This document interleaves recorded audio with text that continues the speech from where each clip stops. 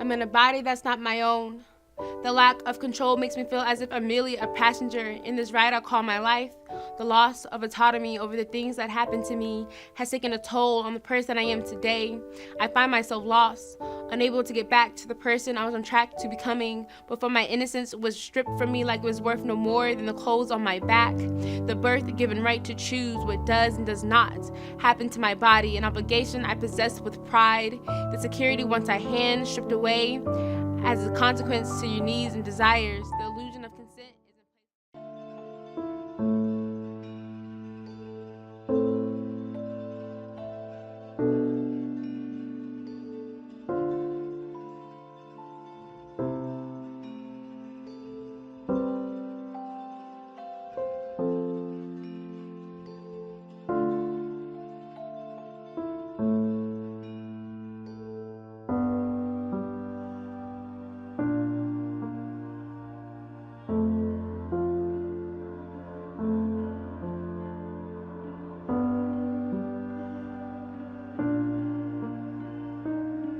My name is Sierra Deval, and I'm the co-founder of It's Her Business. It's Her Business is a social enterprise that aims to work for a purpose and a profit. As the outreach director, I am responsible for informing the community about It's Her Business, and more importantly, to provide information for those who need to rebuild their lives about It's Her Business and what we can provide.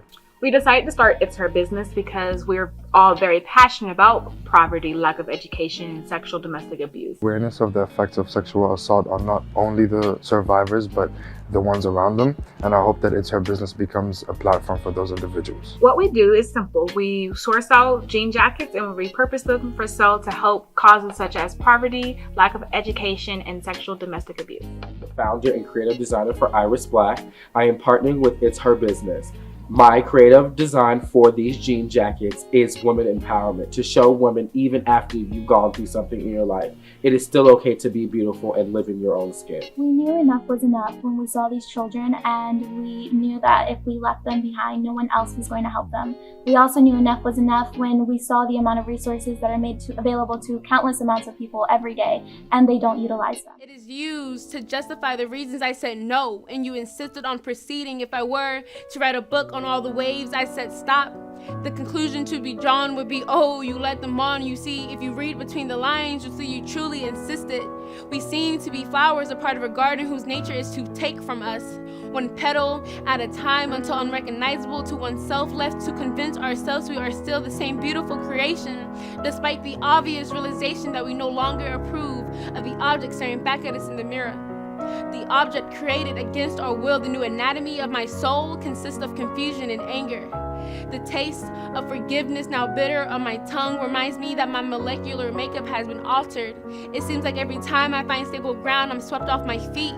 The waves leave me on a beach of isolation. Sexual assault is any unwanted sexual contact. It's that simple. Acknowledging that sexual assault is real comes with a lot of strength that fear prohibits, thus creating the endless cycle that we see in today's society. Someone who's been sexually assaulted shouldn't blame themselves for it happening due to the simple fact that they didn't choose to be sexually assaulted. It just so happened to happen to them, and that they shouldn't take any blame towards it at all. Believe survivors. This happens to way more people than we would like to believe, and all of us probably know a survivor, whether we're aware of it or not. This sort of trauma, so severe, becomes an internal conflict, and I think the best way to help someone is by listening, being there, and showing them support. Victim blaming is wrong because it's not the victim's fault, it's the rapist's fault, and the victim should not feel like they're blamed for what someone did to them.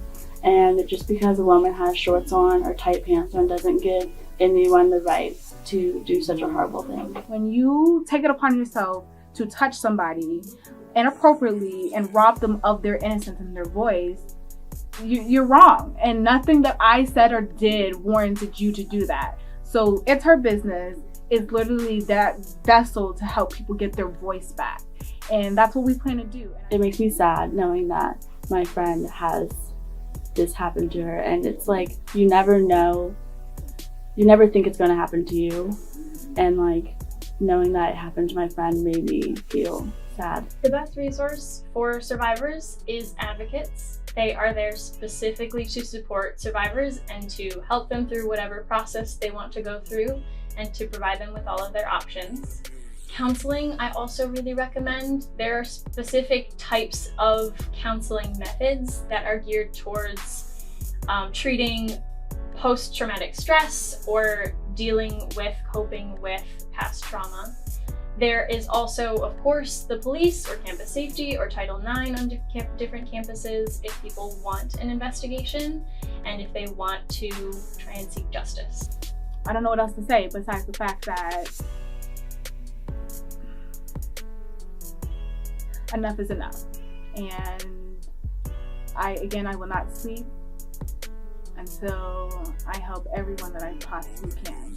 The message I would like to leave with everyone is that it doesn't end there. There's so much more to life, and it doesn't always look like it, but just around the bend, there's a happier place. For more ways to support It's Her Business and to learn what we do with our jean jackets, please follow us on Instagram at It's Her Business and online at www.itsherbusiness.com. I was lost, driven out of my sense of self and left to find my own way back, been robbed of peace of mind, expected to act as if my identity was still intact, as if it wasn't pulled apart piece by piece each time. I was told not to worry each time. I was told it's just a game each time. I was told to close my eyes. I told myself it was okay when I reopened them. The sight, so distressful, it reopens the stitches that held together whatever was left of the person I vaguely remember. I was lost because the footprints left behind while running from the pain only leads back to a place I never wish to return to. I was lost because what you took from me was me, a piece of my puzzle, therefore I never feel complete. I was lost because what you did to me, trust so broken the own sound of my conscience is misleading. I was lost because you chose to feed yourself needs at the expense of my sanity. You lost because now I'm choosing to heal.